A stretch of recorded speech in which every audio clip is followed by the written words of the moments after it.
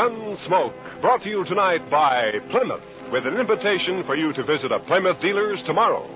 Meet the new Plymouth and enter the big $25,000 contest.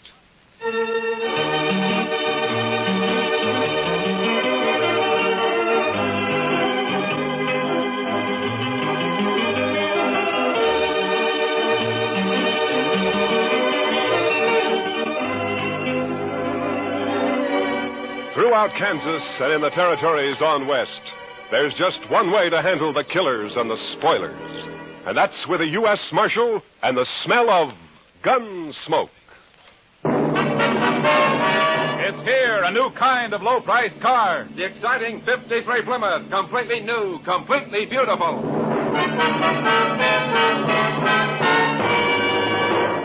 Yes, it's the new Plymouth for 1953. The first truly balanced car in the low-priced field. More glamorous lines, more powerful engine, more luxurious comfort. What a beauty. The new 53 Plymouth is lower to the road with a lot lower look. New color schemes and two-tone color harmonies available in all models. How does she travel? Man, Plymouth puts out the best ride in the business. Smooth as sailing, even in the back seat. And the Plymouth engine's been stepped up to 100 horsepower for pickup with plenty of flash. Visibility? Say, there's a one-piece curved windshield, a new type with no troublesome distortion, and you sit chair height in a Plymouth, so you get the full benefit of Plymouth's new down-sweeping hood. You really see right down in front of your car. Bigger side windows, too, and a huge wraparound rear window, so everyone gets a view as big as all outdoors. The new 53 Plymouth's an exciting car, any way you look at it. A great advance in car value at no advance in price. In fact, 4 new Plymouth models actually cost less than last year. So don't put off seeing it. Meet the new 53 Plymouth at your nearby Plymouth dealers. If you go in tomorrow, you may win one free in the big Meet the New Plymouth contest.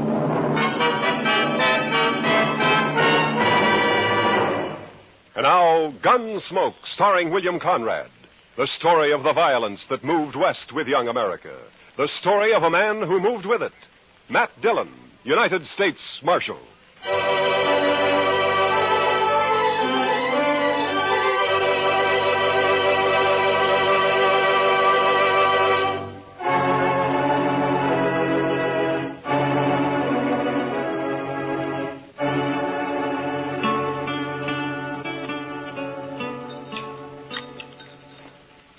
The cook sure must have had a bad night, Mr. Dillon. Well, how do you figure that, Chester? Well, sir, I never saw so much chili pepper on a couple of poor eggs. He must figure everybody's got a hangover this morning. Almost everybody usually has of a Sunday around here. Well, now, I clean forgot all about it being Sunday. No. So that's why Jim Cobbett's all dressed up over there, huh? First time I've ever seen him with his hair combed in. Well, haven't you heard about Jim, Chester? He's going to get married. He's got his wife-to-be coming in on the train from back east today. Jim Cobbett? Yeah. Well, now, what sort of a woman would that be, Mr. Dillon, who'd come clear to Dodge City to marry a fellow like Jim? No, Jim's a good man, Chester. It's just that, well, living out on that homestead of his year after year's made him grow a little off-center, so loneliness will do that to a man sometimes. Morning, Marshal. Chester. Morning, Hank. Well, what do you think of that old goat Jim Cobbett getting himself hitched? It's a fine thing, I'd say. Well, Jim's no older than you are, Hank Lewis. Older, maybe. A lot less respectable. Now you're talking your usual nonsense, Hank. Am I, Marshal? What about Jim's first wife who disappeared off of that place he had up north on Hackberry Creek? Just plain disappeared, she did. Jim never explained that, and nobody ever saw her again either. Oh, you're worse than an old woman with your gossip, Hank. Jim's never done anything to you, Hank. Nothing except stake his homestead on the only spring south of the Smoky that didn't dry up. Cheated me out of it, that's what. He filed his claim 2 weeks before you did, Hank, and everybody knows it. Sneaked into town, that's what he did. Sneaked into town, behind my back. Still telling your lies, ain't you, Hank Lewis? Now, you keep away from me, Jim. Keep away. I've never bothered you, Hank.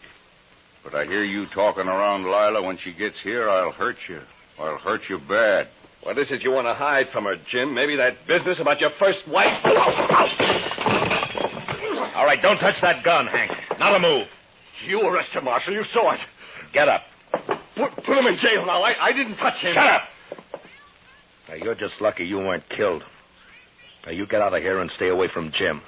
It's his wedding day, and if I find you bothering him again, I'll throw you in jail. Now, go on, move. Fine.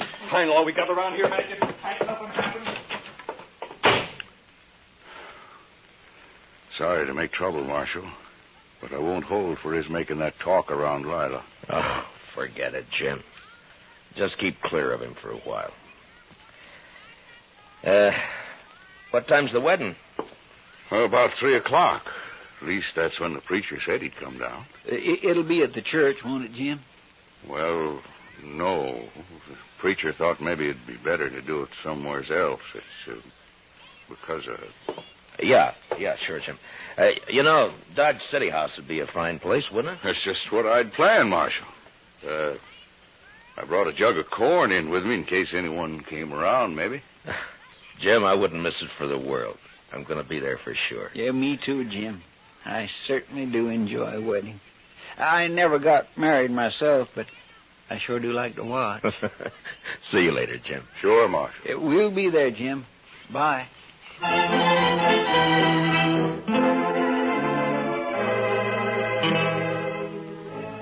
Jim's bride, Lila, turned out to be a handsome, high-strung woman with nervous black eyes and a manner that bespoke a gentle breeding and background. I watched her, and I wondered how she'd ever make out in this crude, raw country she'd chosen to come to. It was never mentioned how she and Jim had got together, but the few friends who gathered for the wedding didn't care. We were all pleased that Jim finally had a wife to break the loneliness that he'd set upon himself for so long. And after the brief ceremony at the Dodge City House, we told him so. Well, it's about time, Jim. If you don't mind my saying so, ma'am, you should have filed on him long ago. Why, yes. I mean, of course. Open the jug on the table there, Si. It's good corn. Well, thank you, Jim. My throat is a mite dusty. Help yourselves to the liquor, boys. Thank you. Well, congratulations, Jim. And Miss Cobbett, my best wishes to you, ma'am. Thank you, Marshal Dillon. Now, you make Jim bring you to town and see us once in a while. He never came in much when he was alone out there. Oh, I'm sure he will, Marshal. I sure hope so, ma'am. Help yourself to the jug there, Chester. Well, thank you, Jim. If I can get it away from Si long enough, I will. You stay in here tonight, Jim? Well, no, Marshal. I brought the wagon on account of Lila here, and it's a slow way of traveling. Take a day and a half at best.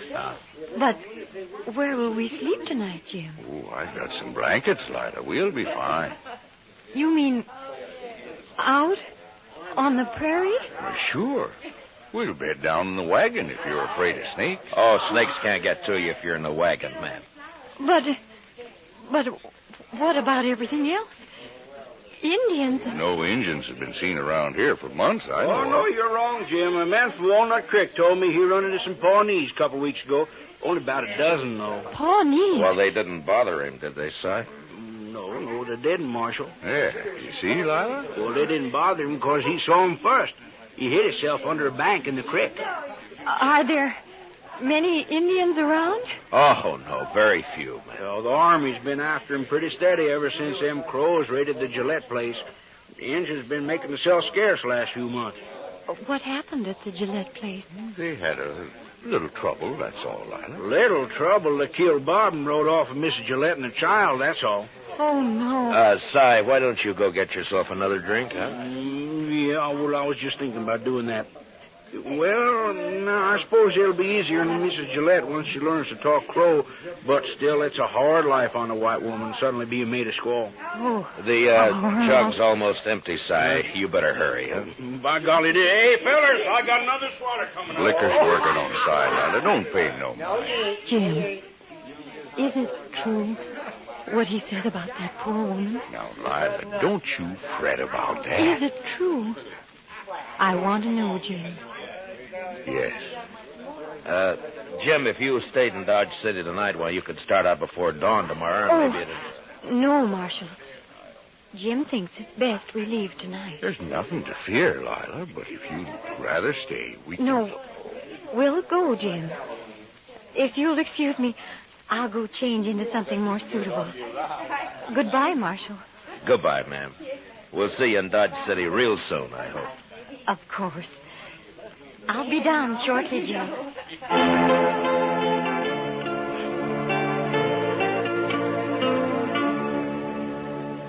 Maybe it was best that way for Lila to face out her first night on the prairie, not far from Dodge.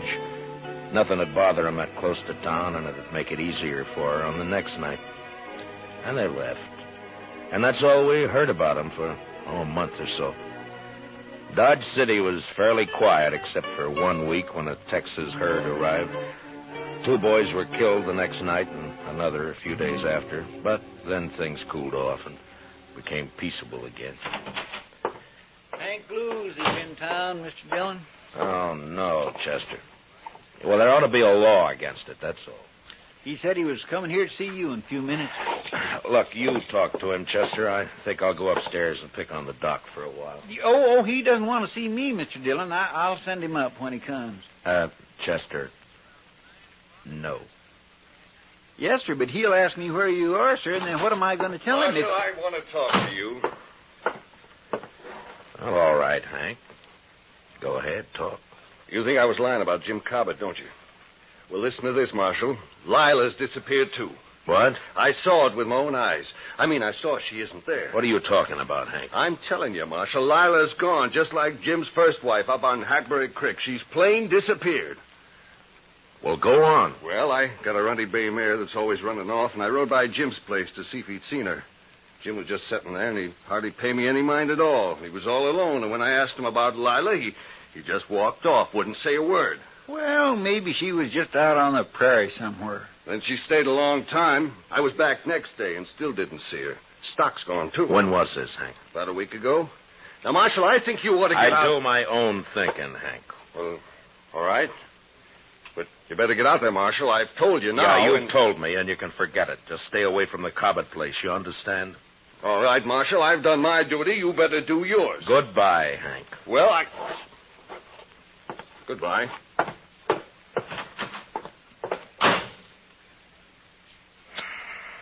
What are you going to do, Mr. Dillon? Only thing we can do, Chester. Go saddle our horses, will you? I got some things to clean up around here. Yes, Mr. Dillon.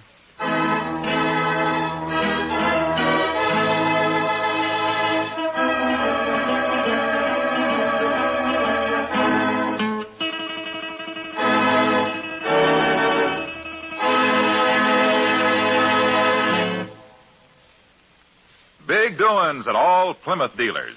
Tomorrow, go in and meet the new Plymouth, the new kind of low-priced car. And enter the big $25,000 Meet the New Plymouth contest. All you do is look her over, compare, ask questions. There'll be people on hand to explain the new body design, new type suspension, new springing, how they combine to give you a ride that's unbelievably smooth. The first truly balanced ride in the low-priced field. Believe me, you'll be enthusiastic. So just transfer that enthusiasm in 50 words or less to a contest entry blank. Tell what you like most about the new, truly balanced Plymouth for 53. That's all there is to it. And you may win a 53 Plymouth or one of hundreds of cash prizes. But entries must be mailed by Monday midnight. So hurry. Get an official entry blank containing all the easy rules tomorrow when you go in to meet the new 53 Plymouth. Now, the second act of Gunsmoke.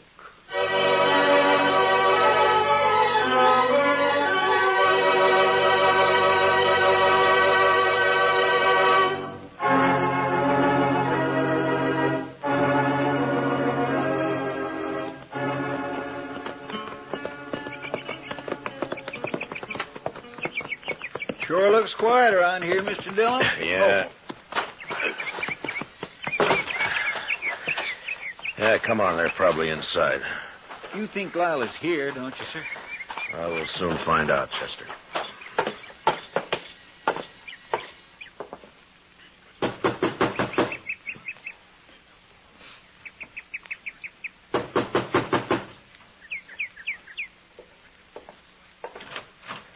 Hello, Jim. Hello, Marshal. Chester? Hello, Jim. Come in.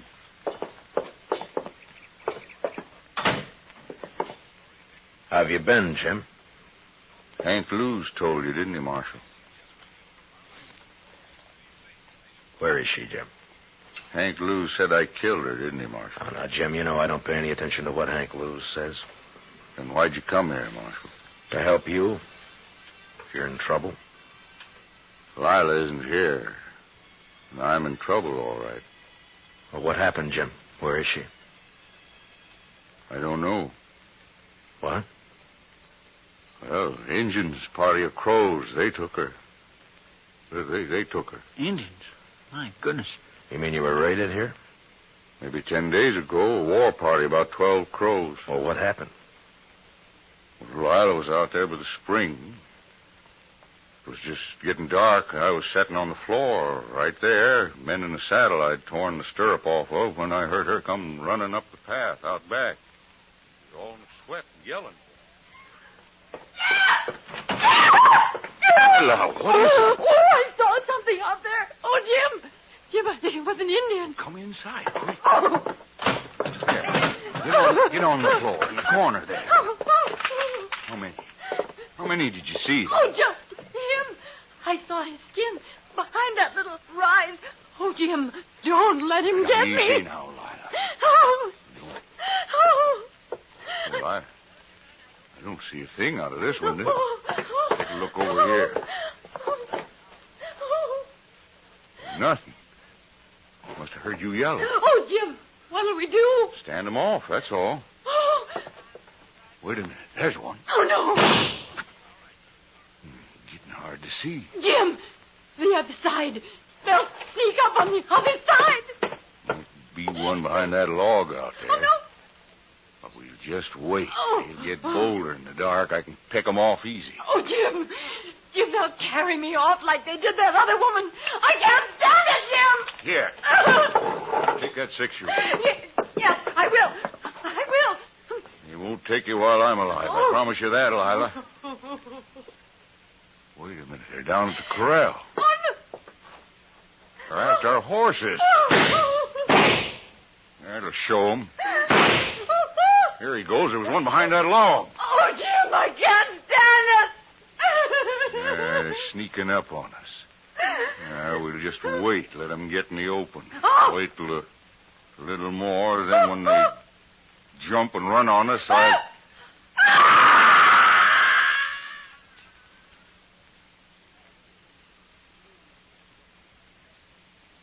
Oh. Go on, Jim. What happened then? Yeah. What'd they do when they rushed you? Well, one of them must have got in the window behind me. When Lila screamed, I was knocked out, and when I come to, the engine was gone. Lila was gone, too. Were you shot, Jim, or what? No. The engine must have got behind me somehow and clubbed me, that's all. Did you try to follow him? How could I, Marshal? They run off. The horses stole them. Yeah, I see. Anyway, I was out a long time. There wasn't a sign of anybody when I come to.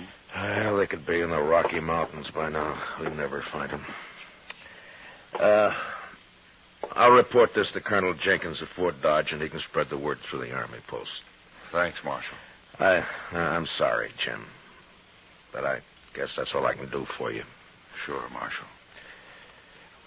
Come on, Chester. Let's take a look around outside and then get back to Dodge City. Yes, sir.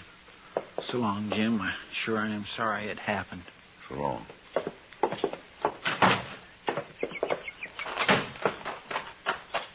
Jim's pretty broke up, Mr. Dillon. Yeah. That's terrible.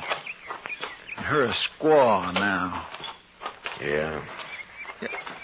My, aren't those pretty, Mr. Dillon? What? Hey, that bunch of columbine there, growing right in a row. I think I'll just put one in my hat.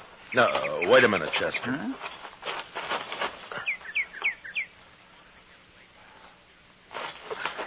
I wouldn't pick them, Chester. They're too pretty to pick, huh? Well, all right, sir. Jim's stock is gone, all right. Mm-hmm.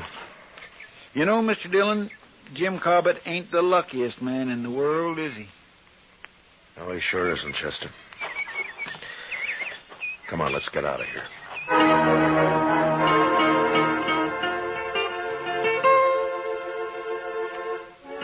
It was the the day after we got back to Dodge City that the trouble started, as I expected it would. Chester spread the story about the Indians kidnapping Lila Cobbett, and it wasn't long before some of the men began to question it. And a group of them, headed, of course, by Hank Lewis, came to see me. Marshal, we want to know when you're going to arrest him. Hank, it'd be better if you'd let somebody else do the talking. Your record against Jim Cobbett's pretty strong. Marshall's right, Hank. You always did talk too much anyway. I want justice done, that's all, and I mean to get it. Oh, shut up, Hank. Marshal, Hank sort of talked us into thinking you don't aim to do anything about Jim Cobbett. Is that true? Well, what's your idea, Merritt? Go out there and arrest him and find Lila's body if you can. You think Jim murdered her, is that it? Looks that way. You sure don't believe his story, do you, Marshal? No, not all of it. Jim did her in just like his first wife, that's what. It's a sure thing Marshal no Injuns would have stolen the woman and left Jim lying there without scalping him. Injuns just being made that way. Merritt, I don't know what happened out there, but I'm going to find out. Then what are you waiting for, Marshal? The doc. The doc? What's he got to do with this? Well, Miss Prilifew had a baby this morning. The doc was up all night, and he's sleeping today. We're going to ride out to Jim's tomorrow. Well, I don't know what you need the doc for, but we'll wait and ride out with you. You won't ride anywhere, Hank. When I need a posse, I'll ask for it. And I don't want a single man of you anywhere near the Cobbett place. Is that clear? All right, now get out of here. I got work to do.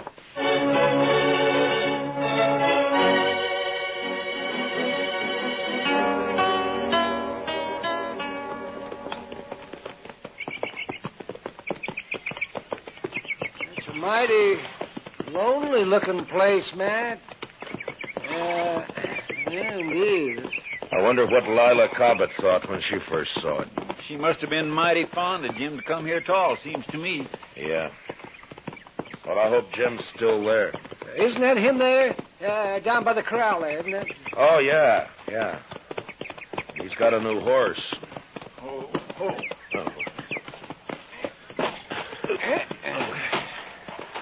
Hello, Jim. What are you doing here, Doc? I had to bring the doc, Jim, to perform a sort of autopsy. Autopsy? On Miss Cobbett. It's necessary, Jim, or I wouldn't do it. Marshal? Now, don't do it, Jim. You wouldn't have a chance. No. Take his gun, Chester. Yes, sir. All right, Jim, let's you and me go on into the house, huh? I don't imagine you want to watch this. Well, where is it, Matt? You want to tell him, Jim? Over there, under that row of columbines. Well, So, that's why you wouldn't let me pick any, Mr. Dillon. I watered the ground a lot to make it hard. It was a good job, Jim. Come on, let's go in the house. Shovels out back of the corral. I'll get it. Well, all that water and it didn't do any good.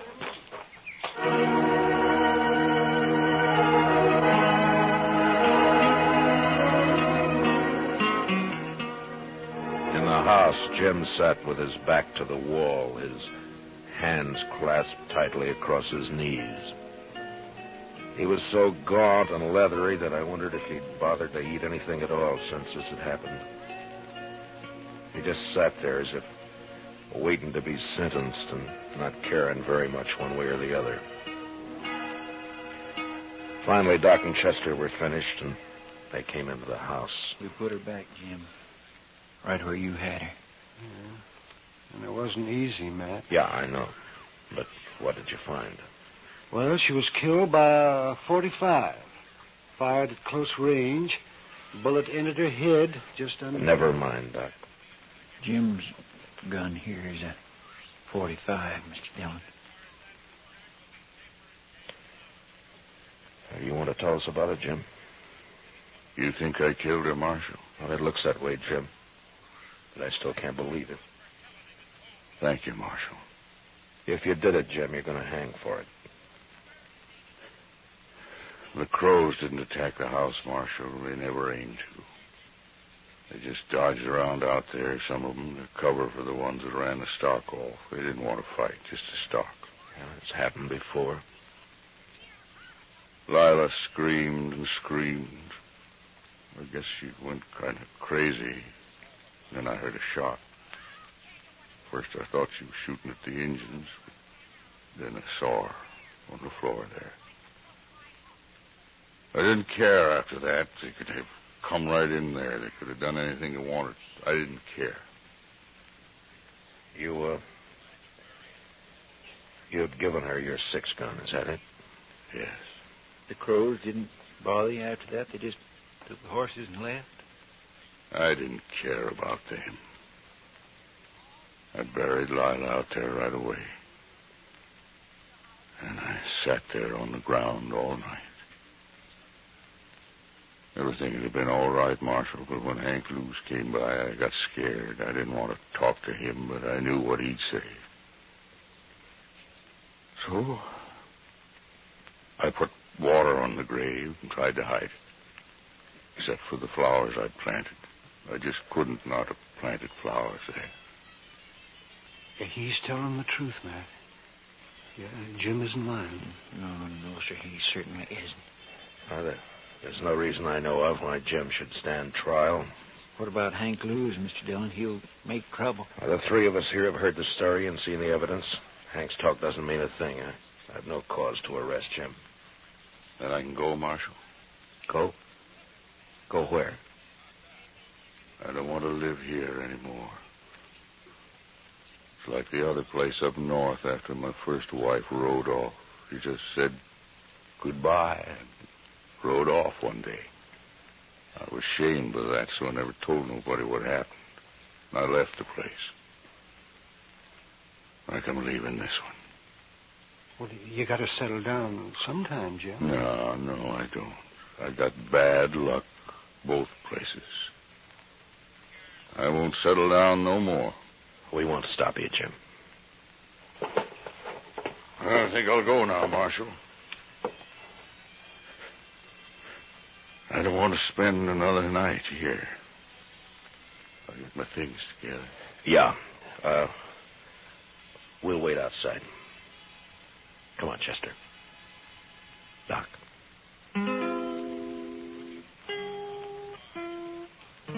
A half hour later, Jim was packed and ready to go.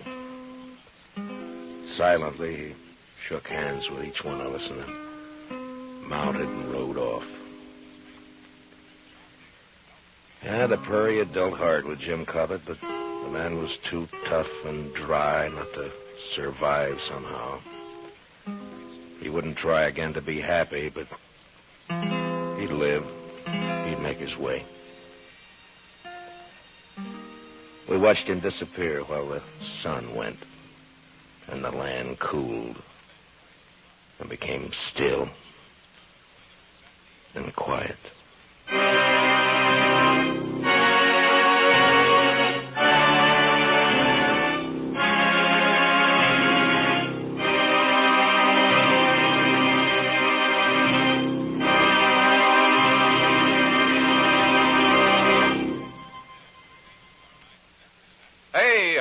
The Big Plymouth contest closes Monday midnight. Your last chance to win a new 53 Plymouth free or a big cash prize. Go to your nearby Plymouth dealers tomorrow. Meet the new Plymouth. Look it over stem to stern. Ask questions. Find out all about this new kind of low-priced car. Then, on an official entry blank in 50 words or less, tell what you like most about this great new beauty. But remember, entries must be mailed by Monday midnight, so be sure to visit your Plymouth dealers tomorrow to pick up your contest entry blank and meet the new 53 Plymouth.